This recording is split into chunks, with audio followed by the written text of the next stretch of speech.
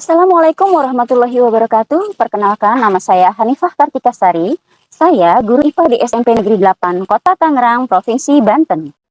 Pada kesempatan ini, saya mencoba mengimbaskan praktik baik pembelajaran berdiferensiasi pada Kombel Data, Komunitas Belajar SMP 8 Tangerang, dengan judul Ada IKN di Sistem Reproduksi Wanita.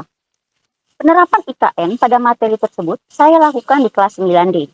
Hasil pengamatan saya setelah mengamati karakteristik umum peserta didik di kelas tersebut pada pertemuan pertama di tahun ajaran baru adalah sebagian besar peserta didik tidak mampu bertahan lama saat guru menggunakan metode ceramah. Kondisi kelas yang tidak kondusif, kurang responsif, motivasi belajar yang minim, dan lemahnya kemampuan literasi dan numerasi. Situasi ini sejalan dengan hasil rapot pendidikan sekolah di mana kemampuan literasi dan numerasi yang mengalami penurunan, bahkan kualitas pendidikan yang memerlukan banyak perbaikan pada beberapa sub-indikator. Penerapan IKN pada materi sistem reproduksi wanita merupakan inovasi kegiatan pembelajaran berdiferensiasi dalam usaha memperbaiki kualitas pembelajaran dan meningkatkan kemampuan literasi dan numerasi peserta didik. Setelah IKN ini diterapkan, ternyata memberikan hasil yang menggembirakan karena hasil rapot pendidikan di tahun berikutnya menunjukkan peningkatan, terutama pada capaian indikator yang sebelumnya menjadi prioritas perbaikan. Bahkan kemampuan numerasi yang sebelumnya paling anjlok nilainya justru paling tinggi capaiannya. Dengan demikian, saya memberanikan diri untuk mengimbaskan IKN ini pada Kombel Data, Komunitas Belajar 8 Tangerang, agar dapat menginspirasi guru-guru.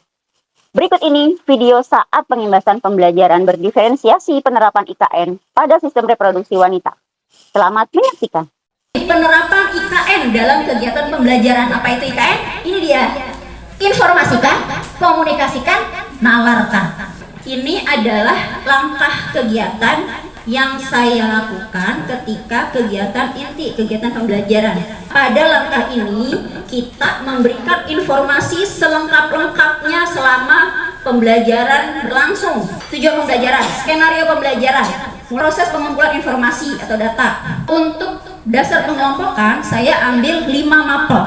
1 SBK, 2 prakarya, 3 MTK, matematika, 4 TIK, 5 IPA dan PAI. Saya harapkan mereka hasilkan berupa seni, gambar.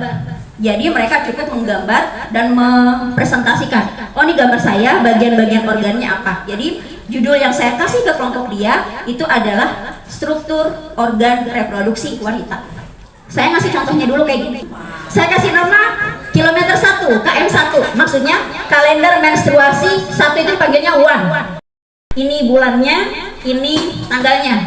Dan untuk karena saya fokus dengan literasi dan numerasi, jadi numerasinya saya pakai yang tercantum di sini bilangan genap. Yang di sini ini bilangan ganjil, ini bilangan genap, dan ini bilangan genap. Jadi si prakarya ini, kelompok prakarya, dia akan mempresentasikan cara mengoperasikan ini, gitu. Otomatis dia harus tahu dulu cara menghitung siklus menstruasi. Berikutnya TIK. Dari rumus seperti ini bisa dimasukkan ke program Excel. Jadi kelompok 4 yang bagian TIK dia mewawancarai guru TIK gimana caranya supaya program ini masuk ke Excel. Kelompok 5 IPA dan PAI. Karena dia suka dengan IPA, maka dia harus tahu konsep IPA. Kalau dia pengen tahu konsep IPA, maka dia belajar IPA. Maka materi yang saya kasih ke kelompok 5 adalah mekanisme menstruasi. Dia akan belajar tentang ovulasi. Itu untuk informasi. Langkah kegiatan kedua adalah komunikasikan. Jadi di langkah ini peserta didik membuat perencanaan untuk menyepakati cara pengumpulan data atau informasi, maksudnya cara belajar seperti yang tadi saya ceritakan, dengan media pembelajaran yang akan dibuat dan berbagi peran. Ketika presentasi, saya akan membagi 4 peran. Yang pertama pembawa acara atau moderator, yang kedua itu presenter atau narasumber, yang ketiga itu penanya jawab, yang keempat icebreaker. Jadi sebelum acara dimulai, icebreaker tampil dulu untuk memimpin icebreaking teman-temannya, gitu ya, supaya ketika mempersiapkan diri bawa-bawa kursi, audiens tidak perhatian terhadap kelompok, tapi perhatian terhadap si icebreaker tadi.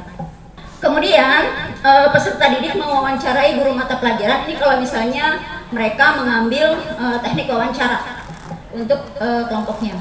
Kemudian menyiapkan media pembelajaran. Jadi kalau udah wawancara dibahas, baru mereka menyiapkan medianya mau pakai apa, mau pakai slide kah dan sebagainya. Setelah presentasi kita melakukan refleksi dan evaluasi. Jadi di bagian ini menawarkan, namanya juga bernalar, berarti menganalisa sampai terdapat benang merah kesimpulan. Kalau tadi saya lakukan itu tahun 2023, ini rapot yang kemarin 2024, ternyata kemampuan literasinya 86,67. Jadi ada kenaikan. Begitupun dengan kemampuan numerasi 88,89. Dan metode pembelajaran juga naik 57, angkanya di 57,28. Jadi dari pembelajaran yang tadi, walaupun namanya rapot pendidikan itu diambil dari berbagai aspek, kita menjadi salah satu elemen yang mempengaruhi nilai tersebut. Jadi apapun pembelajaran kita itu akan mempengaruhi nilai rapot kita. Ketika PUB dan semester itu soal semuanya sama. Nah itu bagaimana? Maka kita membuat LKPD ya tingkat kesulitan soalnya lebih rendah.